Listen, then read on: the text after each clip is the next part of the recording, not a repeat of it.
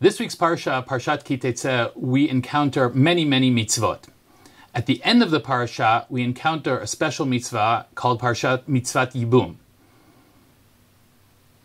כי ישבו אחים יחדיו, ומת אחד מהם, ובן אין לו, לא תהיה אשת המת החוצה לאיש זר, יבמה יבוא עליה, ולקחה לו לאישה ויבמה. והיה הבכור אשר תלד, יקום על שם אחיו המת, ולא ימחה שמו מישראל.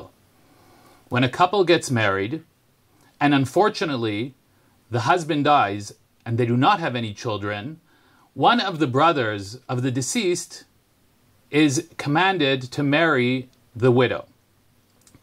The Torah says that the purpose of this mitzvah is in order to have a new child, or a child, that will be called after the deceased. This mitzvah we encounter in different places in the Tanakh, including in a certain version in Megillat Rut. But Megillat Rut has a slightly different take on the mitzvah. In the beginning of the third chapter of Megillat Rut, we read, Vatomer la Naomi chamota, biti halo avakesh lach manoach asher yitav lach. Naomi instructs Ruth to engage Boaz and in fact entice him into fulfilling the mitzvah, quasi-mitzvah in their circumstances of Yibum. But for what purpose? Not for the purpose of the deceased, but for the purpose of the widow, Ruth. In the early 1920s, in the city of Bombay, India, Hannah Bahar, at the time Hannah Gabe, married Gurji Bahar.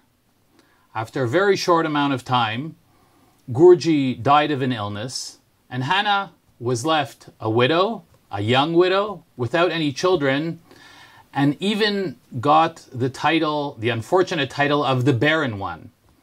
In the olden days, the woman was always the reason for the lack of children.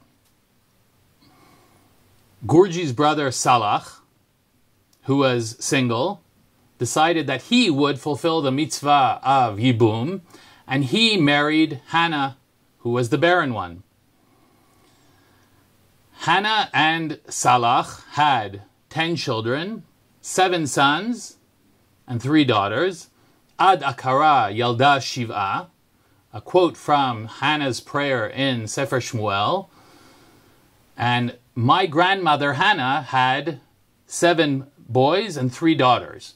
My mother Elaine is one of those 10 children, and I, Jonathan Snowbell, and a myriad of my cousins, my uncles and aunts are a product of this mitzvah of Yibum that happened many years ago, close to 100 years ago, not quite yet.